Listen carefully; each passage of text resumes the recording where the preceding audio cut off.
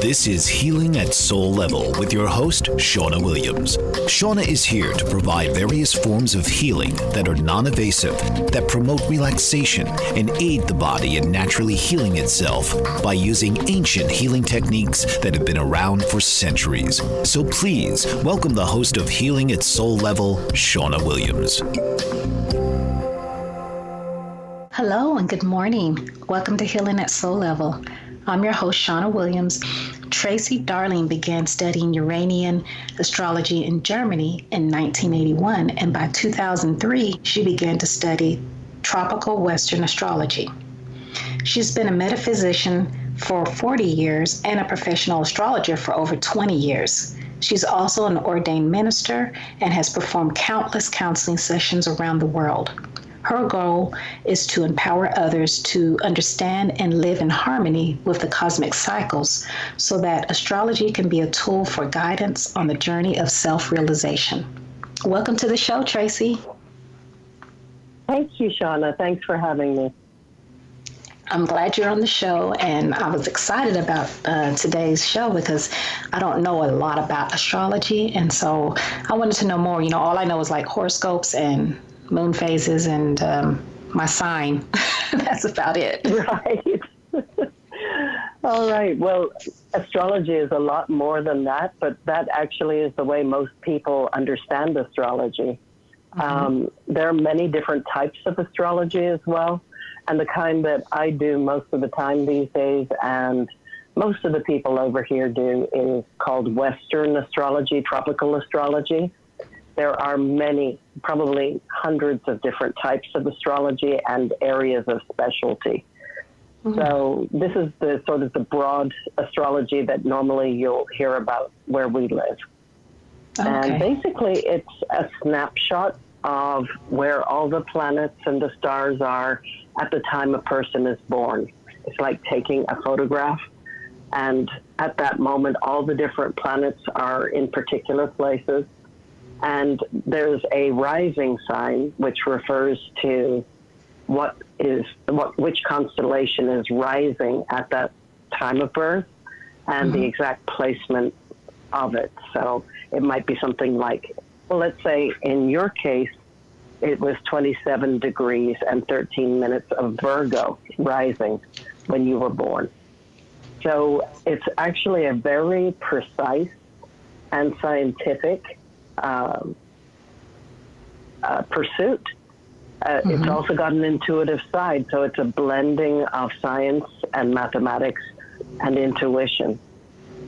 And it's an endless study. No matter how many years you learn astrology, there's always something new to learn.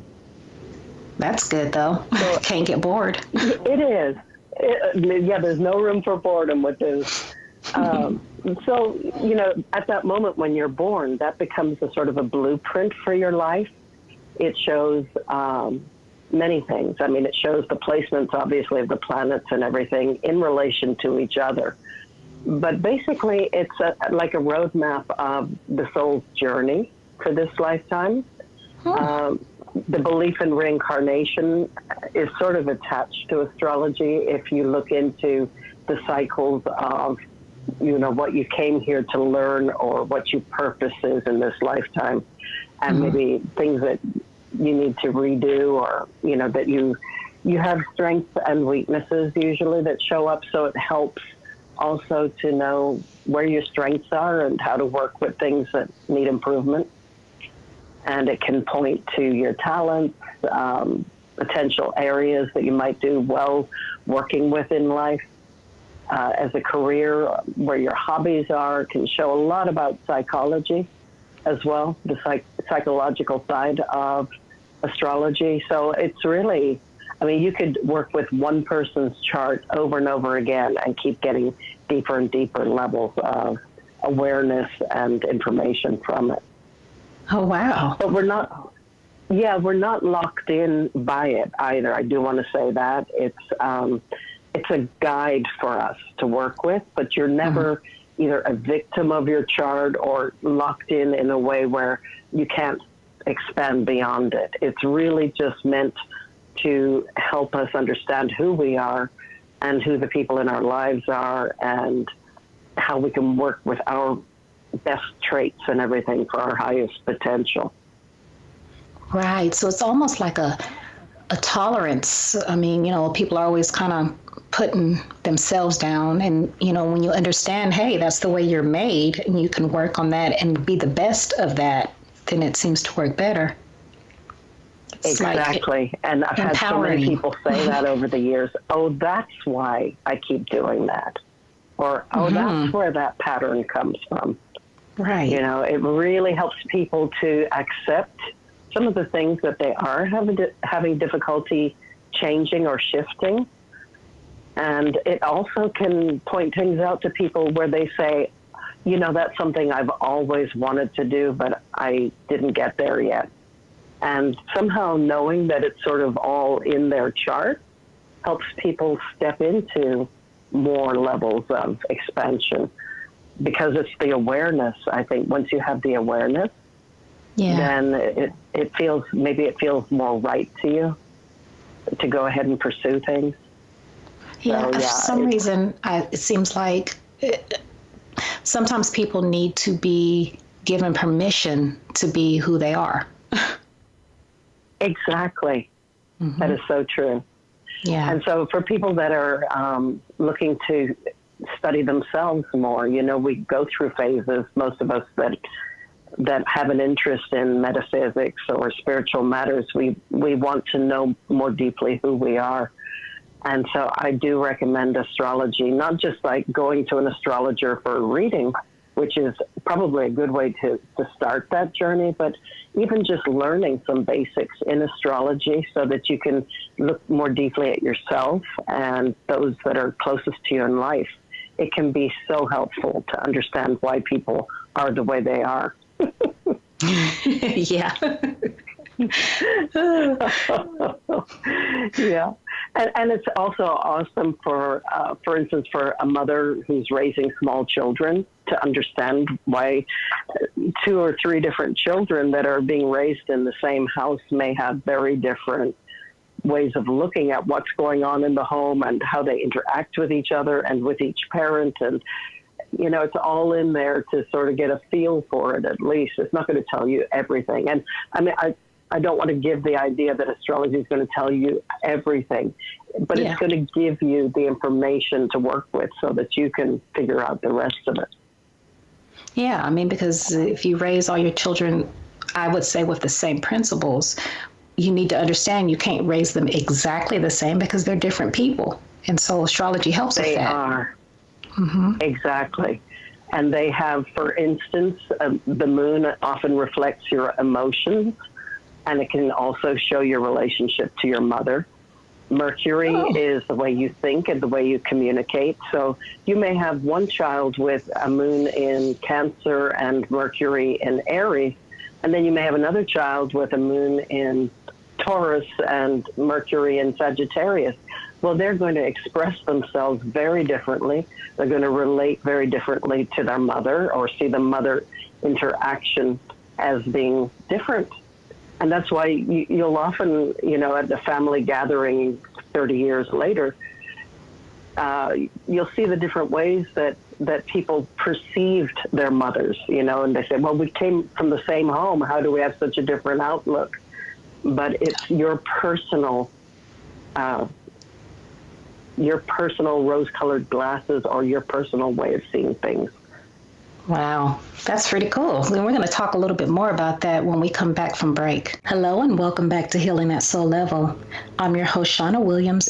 We have been talking with Tracy Darling from Uranian Astrology. Sorry, Map with the Stars is the name of her the name of her company. And we wanted to talk about astrology. So what is it? So how is it useful in society today? Well, for instance, we talked a moment ago about how it can help within your family, just having a better understanding of the different dynamics that make up the family unit can be wonderful. But you can take it much further. If you were a school teacher, for instance, and you had an understanding of astrology and you happen to know the children's birthdays and then you would have an idea of the dynamics in your classroom. It's also very useful, for instance, in corporate situations or any business where people are working together to get a good flow. It's a situation where some people are great at starting things.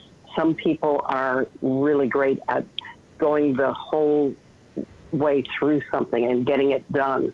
Other people are just great starters, and then they're on to something else.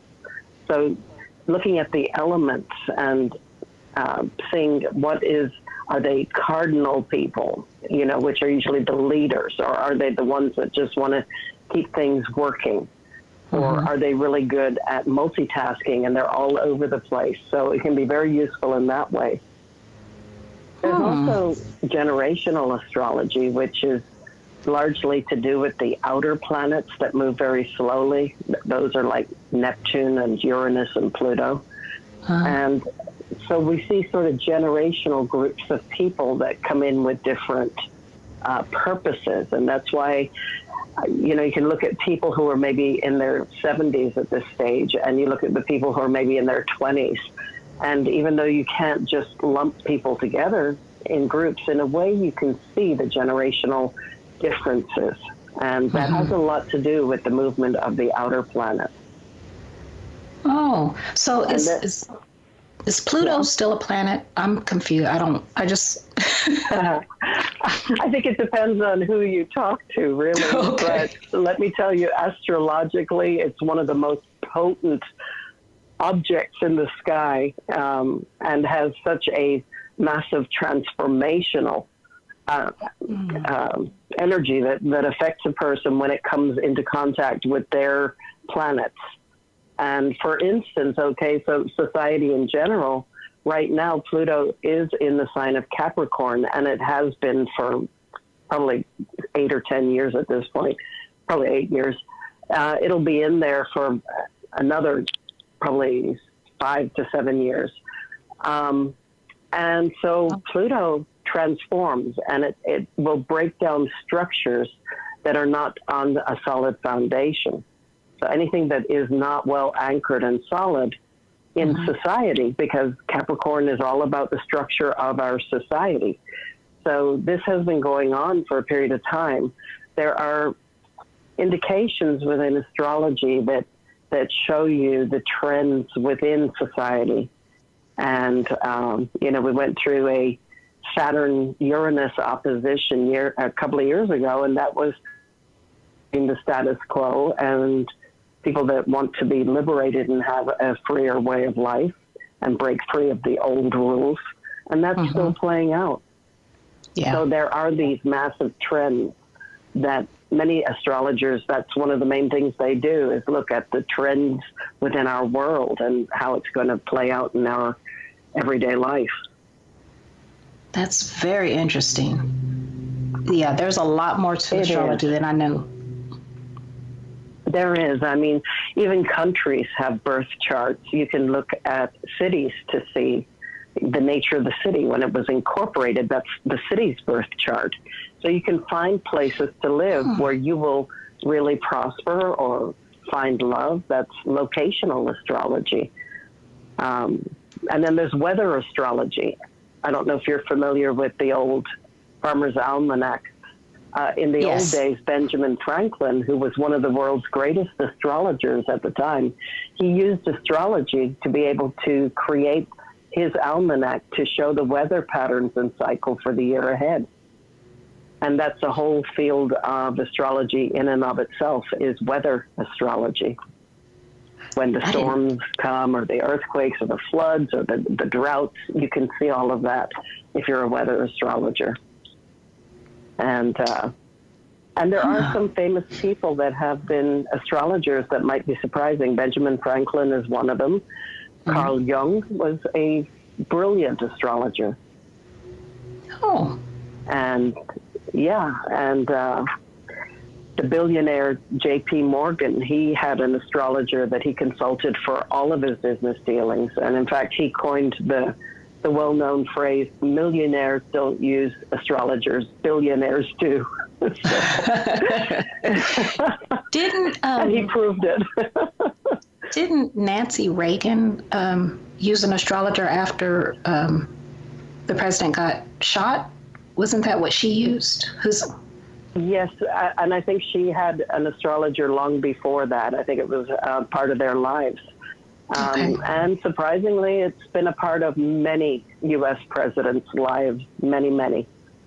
And it's usually just something that goes on quietly in the background. Most of the famous people in Hollywood and many world leaders do consult with serious astrologers for timing of events. It's just like the kings in the old days used to always have their astrologers, and somehow it's just gone on the pattern of it. Lady Diana, Princess Diana, she was also one that was very well known to always consult astrology, at least most of her life. So I guess some people just realized that there was more to it than, like I said, just seeing your horoscope in the paper. I did not know. Much so. If you were planning a trip overseas or whatever, you'd want to check and make sure that the timing would be good. That there wouldn't be, if you were going to have important talks with somebody, you wouldn't want to do it during Mercury retrograde and that kind of thing. So, and also for travel in general, because Mercury retrograde can affect timing and travel plans, and there can be delays or miscommunications. Okay. Well, we're going to learn a little bit more about this when we come back. We're going to take a quick break. Welcome back to Healing at Soul Level, and I'm your host, Shawna Williams. Today, we've been talking with Tracy Darling about astrology. And when we left off, we were talking about how it's useful to society. But what can we learn from astrology? Well, just picking up on that last theme, some of the bigger cycles and trends, for instance, what's been going on in the last, say, 10 years or so, has been very reminiscent of what was going on in the 1770s in this country. Because, again, coming back to the outer planets, we have Pluto in Capricorn now, and all that time ago, Pluto was in Capricorn as well. So even though it's a very different world now, it will be that same thing where Pluto will erode any foundations that are not, built on solid ground. Mm-hmm. And people fight for freedom and liberation, and other people want things not to change. And so you can see a lot of trends throughout history. There are astrologers who do a lot of historical research, astrology, in order to compare it to what's going on now and project where we're going with that. So as I said in the beginning, astrology is very scientific. The Uranian Astrology I originally learned is a very symmetrical mathematical astrology. It's actually a German form of astrology. But the Western astrology that I've been using for the most part in the last dozen or so years, it teaches us a lot about who we are, who the people in our lives are. It can also help if you're getting into a relationship with somebody and you're getting serious and you think you might want to get married. It doesn't hurt to have the two charts looked at together to see what the strengths and weaknesses in the relationship are. And there are many different ways of doing that as well.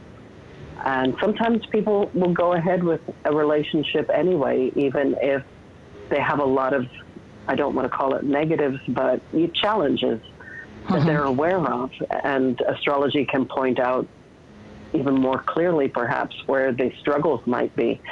And this is often a sort of a soul pattern or a trend, because on some level you know that your soul came in order to work with those dynamics or with that other soul, where you needed to come back together again, reincarnationally speaking, in order to make it work, or for one party to give the other party the chance to do it right this time.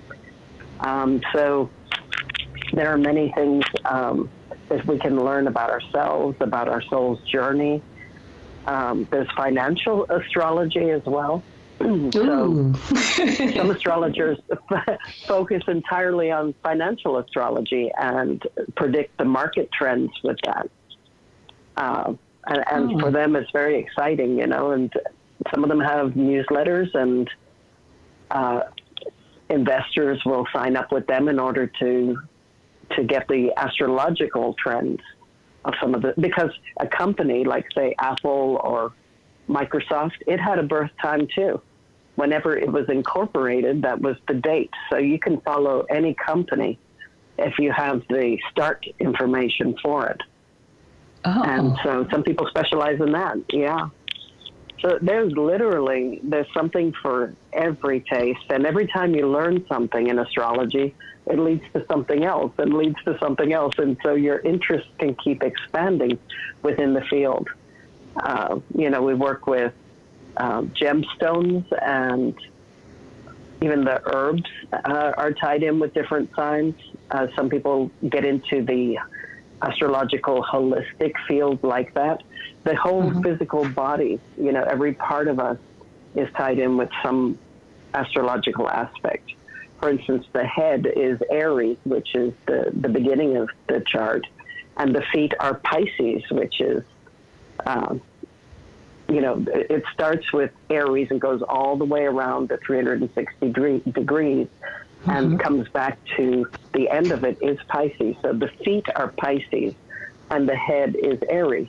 And then everything in between relates to something, one of the different signs in the zodiac. So, and then there's medical astrology, which, you know, people work out the best dates to have operations, or work it in often into holistic healing type work, where they will see if any particular part of the body is stressed at the moment with planets that are passing through. Or Tracy? So, yeah. Yes, I'm here.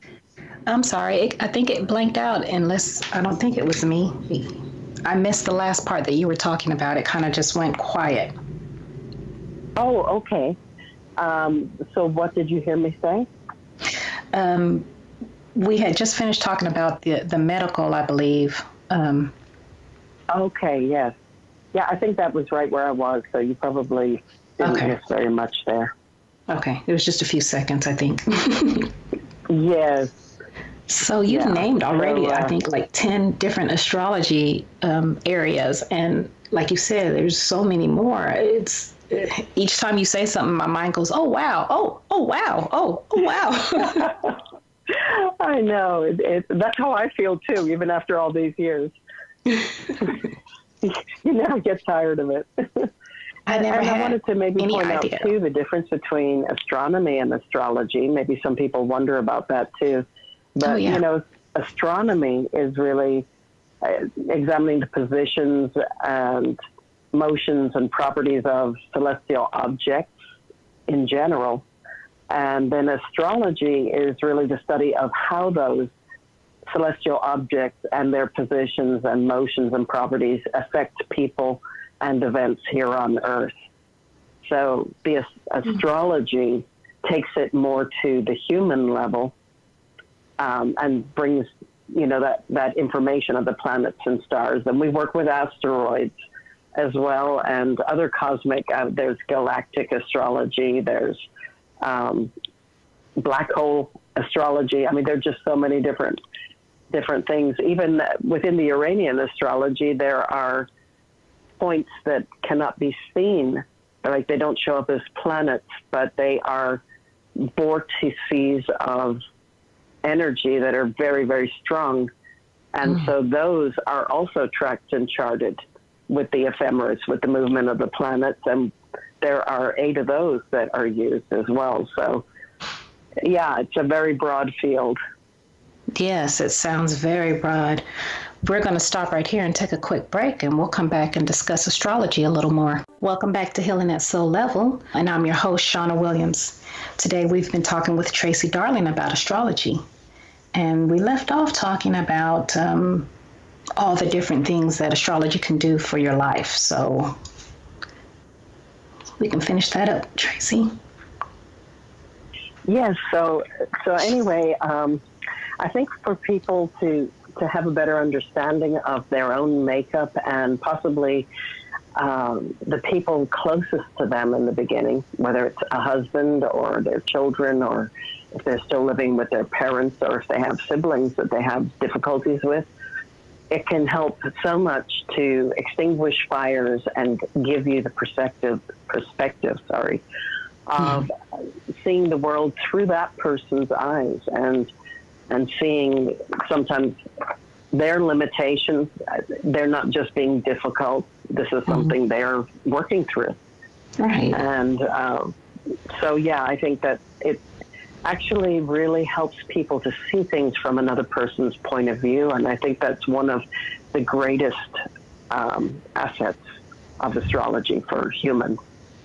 Yes. And you mentioned to me before the show something about cycles of the planets. Yes. Yes, So how does that planetary work? cycles really help us as well to understand the structure of our lives in general. For instance, Saturn is one of the great teachers in astrology. It's also a bit of a disciplinarian. It's the master of time, so to speak. And it takes a whole 29 and a half years, roughly. Sometimes it's 29, sometimes it's 30 years, but it's always sort of in that range for Saturn to go all the way around the 360 degrees in a chart and come back to the point where it was, for instance, when you were born, right? So that's called a Saturn cycle. So when you turned around 29 to 30 years old, you have completed one whole cycle of Saturn in your life. Because, of course, the planets are dynamic and they're constantly moving. And most of them are retrograding, too, for periods of time. But basically, they're always moving around that 360-degree circle. So they're going to come into your different houses. They're going to touch on your different planets. And then 29 to 30 years later, Saturn is going to be back in the place it was when you were born. And so usually when somebody gets to that age in life, there's sort of an evaluation that goes on within the self. They sort of look back at their earlier years and what have I done in my 20s. Oftentimes, if somebody hasn't married yet, they've been completely education and career focused, then it'll be time where they feel ready to start looking for their partner. If they married younger and maybe it hasn't been working that well, that's often a time when people will decide that it needs to just be a closure and move on in a different way. It just depends on each person's individual chart. But then you enter the second Saturn cycle of your life, which is between the ages of 30 and 59 or so, 59 to 60. And that's another cycle. And then when you hit 60, which I'm 60 now, so I just had my second Saturn return. You know, depending on how you've lived that 30 years, it can be a joyful time, or it can be a time when you look at things and if there's anything you wish you would have done differently, that'll come up. It's a time where you're sort of evaluating that 30-year cycle and thinking, okay, am I going to continue living life the way I am, or are there changes necessary? I mean, in our society, those two times in our lives, 30 and 60, they do sort of usually indicate shifts in the way we live. Usually, if you've been working hard in your 20s, you can suddenly hit a point when you're around 30 where things become maybe a little easier, or you've achieved a certain amount. And so that's just giving you an idea of the Saturn cycle. Jupiter takes 12 years to go all the way around and come back to the place where it was in your birth chart. And Jupiter is the great benefic in the chart. So it often will bring opportunities for expansion and good fortune. It can be, on the negative side, it can be excess. So people that, you know, just can't get enough of something, that can be a bit of a problem. But mainly Jupiter is benefic in the chart. So when a Jupiter cycle comes back to the point of birth every 12 years, it's like getting a little boost of okay, opportunities this year. You know, it's in my sign again. So say you're born with well, in your case, you have Jupiter in Scorpio. So when it comes back 12 years later to Scorpio again, then it's not that things are necessarily going to fall into your lap. It's about you knowing and being aware that what you would like to achieve. And then when you see opportunities, you take the action to make them happen, and then you're much more likely to have that Jupiter influence of good fortune. So good fortune usually doesn't fall into our laps. It's something that we can achieve, though. When the planets are in the right places, it's easier to achieve the good fortune. And Jupiter has a lot to do with that. Okay. And so, yeah. So and some of the, when the outer planets I mentioned that are more generational, for instance, Pluto takes 248 years to travel around. So the reason that Pluto has not been in Capricorn since the 1770s, roughly, is because of that. And so that's where Pluto is a major influencer of not just generational things, but actually just like eras of time, the bigger picture trends in humanity in certain times. And so it may be small, maybe people don't know if it is a planet or not anymore, but it is extremely potent. I vote planet because that's the way I learned. Yeah. And Uranus is like, lightning bolt energy. It brings things from out of the blue. It can also pull the rug out from under us. Well, it takes 84 years to go all the way around. So, even in the 1960s, people weren't living to be in their 80s as much as they are now. So many people didn't even end up having a Uranus return. But now more and more people are. Normally, what we call the midlife crisis is when Uranus is opposite Uranus, like the Uranus you're born with moves halfway around, which happens around the age of 40 to 42 years old usually. And that's when you literally will see people in a midlife crisis. It's suddenly they cannot keep living the life that they've been living, and Uranus is stoking the fire for them to just, you'll see people just getting divorced or getting married, having children late in life like that, or total change of career, not because they lost their job necessarily, but just because they can't do the old job anymore. So Uranus is very much about liberation and freedom. If you're feeling stifled or stuck in any part of your life, around 40 or 42, if it's something that's been going on for a while, that will often give you the ability to just pop out of the box. Okay, well, I think that's where I was, because I changed my whole career. We're going to stop right here and take a quick break. Welcome to Healing at Soul Level. I'm your host, Shawna Williams. Today, we've been talking with Tracy Darling about astrology. And before the show, I gave her my information, and so she did a reading for me. So I'd like for her to share that with all the listeners and myself. Okay. And jump in at any time if you want to ask something about what I say here.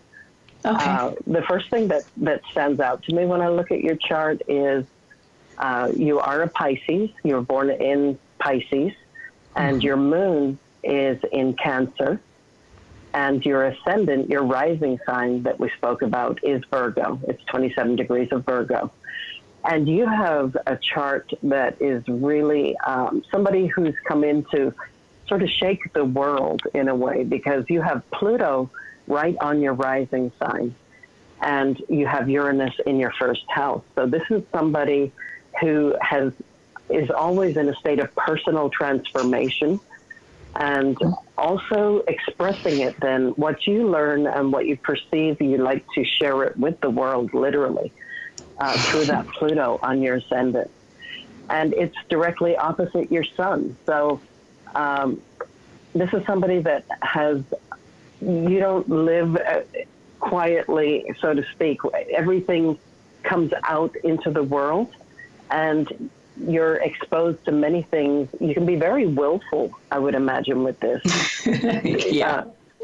you can make things happen, and you will find a way to make things happen if you are passionate about something. And with that particular Sun opposite Pluto, and finding its way out into the world through your ascendant, there's always going to be a pull towards something that really holds your interest. When I say a passion of some kind, if you're passionate about it, you really want to share it with the world. Very true. Yeah. You may also, because Pluto is just inside of your 12th house, so you may also be somebody who's very drawn to the mysticism or the secrets of life in general. And generationally speaking, with the Pluto, you're part of a group of people that are driven to find a need for a more ethical standard, in society, because you have a very clear sense of what you see as right and wrong, right? And so there's a kind of a subconscious drive to make the world a better place and bring more harmony to the world. Yeah, that's true. And you love beauty. Yeah, you love beauty. You don't like ugly, let's put it that way. So now having your moon in Cancer, that's where the moon is the ruler of Cancer. So you're very in tune, you're very emotionally in tune and psychically in tune between having your sun in Pisces and your moon in Cancer. Both of those are water signs. So you're very much in the flow. You're in your own flow, but you're also in a flow as you go through life. You would have a lot of mystical input yourself and be very open to spiritual teachings and philosophies and that kind of thing. And with the moon being in Cancer also in your 10th house in your chart, that's a place where you get fame and recognition from what you do on some level. So you're going to be seen and heard by the world as well. That's scary. It's easy to think, well, we're on the radio, so she knows that, but in truth, it is in your chart. So also, you'd be very good at nurturing people or making people feel understood. And you can provide solace to people, even just like a little pat of the hand or just the way you communicate with people leaves them feeling like they are cherished in some way, like they are understood. And so that's always a beautiful thing to have. You're very sympathetic. And you're also, because of the intuitiveness, very good at picking up on unspoken feelings that people are having. You can tune into somebody very easily and sort of know if they're having a good day or a bad day on a deeper level. And it doesn't need to be people in your life. You can literally go to the supermarket and see it around you. That's true as well. You work very well with the public because of having the moon in the 10th house.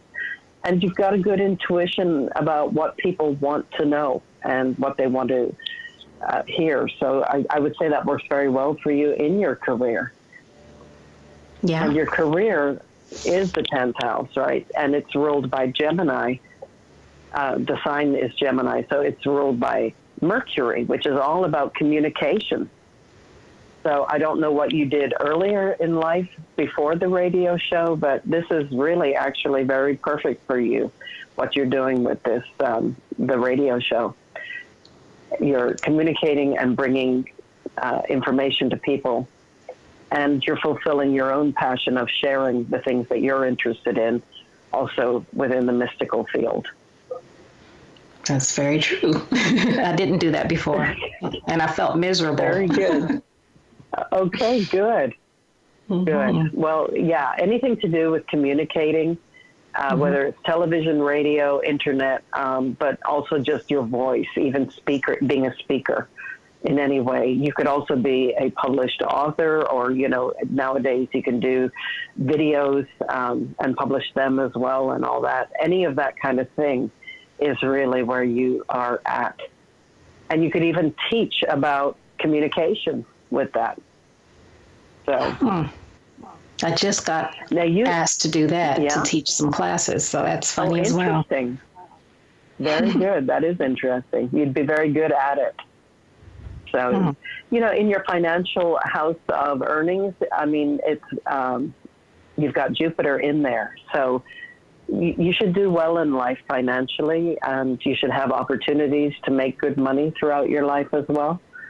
And one of the things you have coming up right around the age of 50, and it'll be coming within the next 2 years or so, there is a body, a celestial body called Chiron. It's an asteroid. It is called the Wounded Healer. So we all have that somewhere in our chart as well. And it takes about 50 years for Chiron to go all the way around, like we were talking about the cycles of the planets.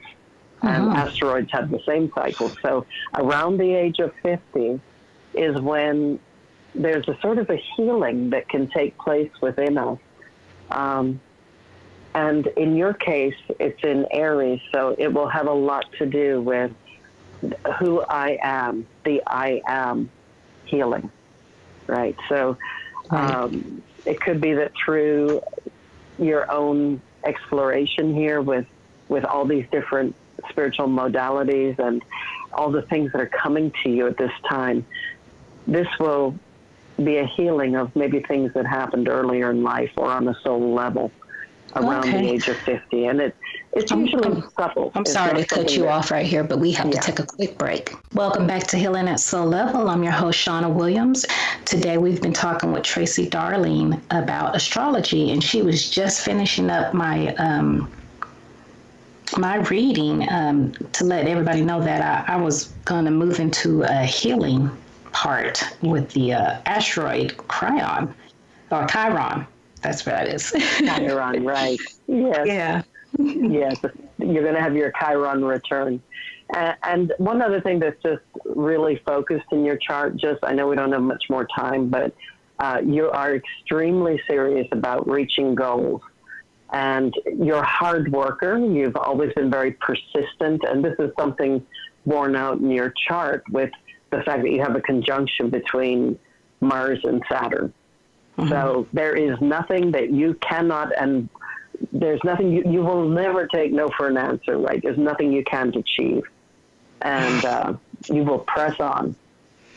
Yeah. Again, that's all true. Everything was true. Anybody who's listening, you need to get a reading, because everything she said is like as if, I don't know, she read some chart or something. That was a good one, right? She read some chart. Right. So how can somebody get a hold of you? Tell them about the other things that you do and how they can get a hold of you for readings or whatever, everything that you do. Yeah, I tend to do a sort of a blend of astrology. I'll look at tarot cards if somebody has something that's going on in their lives right now that they really would like some input on. So sometimes I look at cards as well as do their astrology, but basically I like doing astrology straight up in itself, and I often will do tarot card readings, rune readings. We do aura photography. We have an aura camera. And I've also worked over the years with crystals and pendulums and color and crystal therapy sort of blend together with, what a person needs at a given time. So there are many different areas, but really my main focus these days is astrology and secondary, either the tarot or the rune card. And usually the best way to approach me is just to send me an email at Uranian Astrologer at gmail.com. People can also call or text me at my personal number, and then I usually will do the readings on the business number. So I think usually the best way is to send me an email to start off with. Okay. And your website, they can check that out as well, right? What is your website? Yes, that's mapmystars.com. And that's a work in progress. So it definitely needs some updating, but people can have a look there. And I think my contact info is on there as well. At least the email address should be on there. So that's mapmystars.com. Okay. And real quick, runes. What are runes? Runes, those are also glyphs. They're symbolic glyphs. They are part of the northern tradition from the old days in Sweden, Iceland.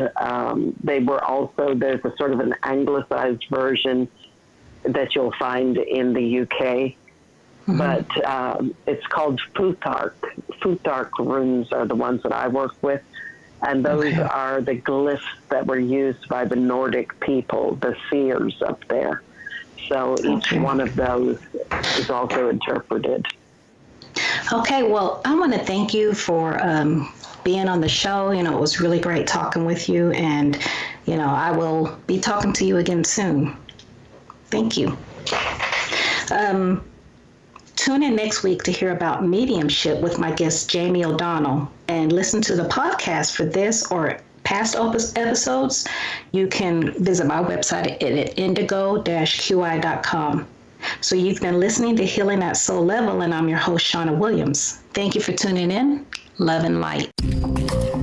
This has been Healing at Soul Level with host Shawna Williams. Listen each week as Shawna will help you discover the different healing modalities and how to use them in your everyday life, right here on Shawna Williams' Healing at Soul Level.